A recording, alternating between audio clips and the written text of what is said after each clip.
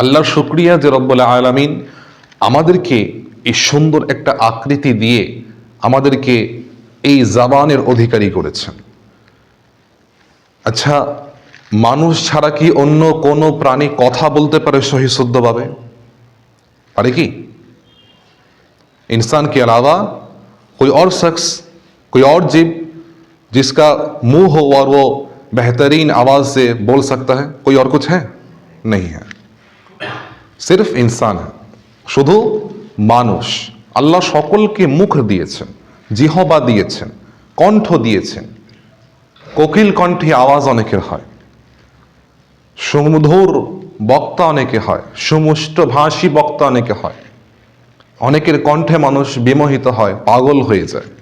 মানুষকে আল্লাহ কণ্ঠ দান করেছে, যে কণ্ঠে আল্লাহ পাকের কোরআনকে সে তেলাওয়াত করতে পারে, যে সে তেলাওয়াত করে এবং সেই তেলাওয়াতে সে মনোমুগ্ধ হয়।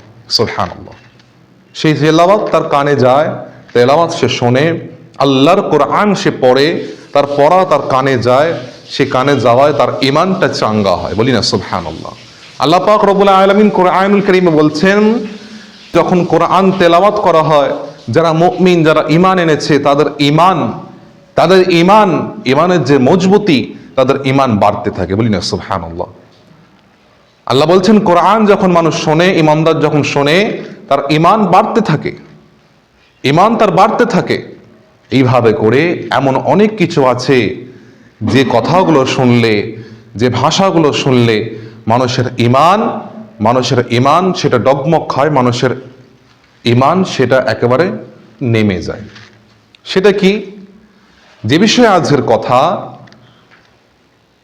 আল্লাহ পাক রব্বুল আলামিন কোরআনুল কারীমে 21 নম্বর পারা সূরা লোকমান, 31 নম্বর সূরা লোকমানের 6 নম্বর আয়াত, সূরা লোকমানের 6 নম্বর আয়াত, আল্লাহ পাক বলছেন, এমন কিছু মানুষ আছে, অমিনান নাস, মানুষের মধ্যে এমন কিছু মানুষ আছে, অমিনান নাসি মান ইয়াশতারি লাহওয়াল হাদিস, যারা লাহওয়াল হাদিস ক্রয় করে। বহু তাফসীর কারক ব্যাখ্যা মতে মুফাসসিরগণ জানিয়েছেন, সাহাবীরাও বলেছেন যে এই লাহওয়াল হাদিস মানে হচ্ছে বাদ্যযন্ত্র সহ গান বাজনা। মানে কি? গান বাজনা। কি? গান বাজনা। আল্লাহ বলছেন, ওয়ামিনান নাসি মান ইয়াশতারি লাহওয়াল হাদিস লিইউদিল্লা আন সাবিলিল্লাহি বিগাইরি ইলম ওয়া ইয়াত্তাখিযাহা হুজুওয়া উলাইকা লাহুম আযাবুম মুহিন। আর কতক লোক, কিছু সংখ্যক লোক আল্লাহর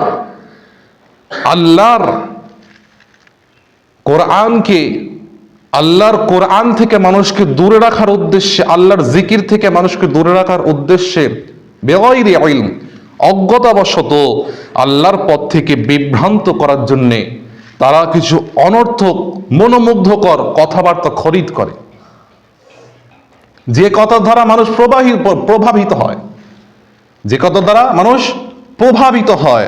আল্লাহ আরো বলছেন, ওয়ায়াত্তাখিযাহা হুজুওয়া উলাইকা লাহুম আযাবুম মুহিন, এবং এই পথের আহ্বানকে ঠাট্টা বিদ্রূপ করে উড়িয়ে দিতে চায়। কোন পথ? আল্লাহর কোরআন, আল্লাহর হুকুম, আল্লাহর আহকাম। এ ধরনের লোকেদের জন্য উলাইকা লাহুম আযাবুম মুহিন, আল্লাহ রেখেছেন অপমানদায়ক শাস্তি। কি রেখেছেন? অপমানদায়ক শাস্তি। দুনিয়ার জমিনে হয়তোবা বা এই জামানায় হয়তোবা যারা আমরা এখানে বসে আছি, এমন কোনো মানুষ নেই, এমন কোনো ব্যক্তিত্ব নেই যে গান শোনে না বা শোনেনি, বা যার কানে গান যায়নি। আছে কি? নেই। এমন কোনো মানুষ নেই যার কানে গান যায়নি, বা যে গান শোনে না, বা যে গান শোনেনি। আল্লাহ কোরআনে বলছেন, ওয়ামিনান নাসি মান ইয়াশতারি লাহওয়াল হাদিস। যখন রাসূলুল্লাহ সাল্লাল্লাহু আলাইহি ওয়াসাল্লাম দ্বীনের দাওয়াত দিচ্ছিলেন, কোরআন তেলাওয়াত করে মানুষদের শোনাচ্ছিলেন, আল্লাহর হুকুমকে মানতে আদেশ করছিলেন, যখন কাফের মুশরিকরা দেখছে যে মুহাম্মদ সাল্লাল্লাহু আলাইহি ওয়াসাল্লামকে কিছুতেই আটকানো যাচ্ছে না, তখন তাদের মধ্যে এক ব্যক্তি, নজর ইবনে হারিস, তিনি কি করলেন, ব্যবসার ক্ষেত্রে তিনি দেশের বিভিন্ন প্রান্তে ঘুরে বেড়াতেন।